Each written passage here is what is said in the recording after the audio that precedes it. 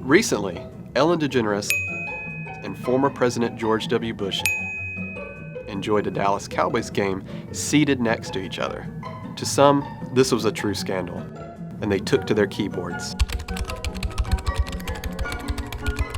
When the backlash first hit, Ellen addressed the issue on her show. It may not seem like a big deal for a celebrity to attend a football game, but I never leave my house, so it is a big deal. I was aware that I was going to be surrounded with people from very different views and beliefs, and I'm not talking about politics. I was rooting for the Packers, and get this, everybody in the Cowboys suite was rooting for the Cowboys. But during the game, they showed a shot of George and me laughing together, and so people were upset. They thought, why is a gay Hollywood liberal sitting next to a conservative Republican president? Didn't even notice I'm holding the brand new iPhone 11. And, but a lot of people were mad, and they did what people do when they're mad. They tweet. But just because I don't agree with someone on everything doesn't mean that I'm not going to be friends with them. When I say be kind to one another, I don't mean only the people that think the same way that you do. I mean be kind to everyone. That wasn't enough for the online mob. One journalist scolded her for chumming it up with a torturer and war criminal. Other journalists caricatured her stance as performative kindness. Why?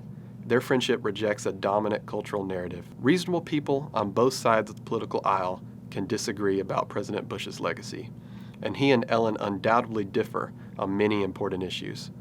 But the friendship of two people as different as Ellen and the former president is something we should all celebrate. It shows that people with opposing views can be friends. Unfortunately, to many, disagreement equals hate. It's left versus right, Democrat versus Republican, us versus them. Aren't you tired of this? It doesn't have to be this way. We can create a healthier culture of civil discourse. Here's how. First, we should recognize that all human beings are created in the image of God and possess inherent dignity. This is the foundation for civil discourse. Neglecting it leads to treating human beings as objects made for our scorn rather than persons made for love and deserving of respect. Second, we should love our neighbors. We should treat everyone we encounter in the public square as we would want to be treated. This means rejecting name-calling, exaggeration, and mischaracterization of others. Third and finally, we should recognize that persuasion happens in personal relationships. If Ellen were to take her critics' advice and repudiate her friendship with the former president, she would lose the opportunity to persuade him of what she believes to be true on issues that matter to her, and vice versa.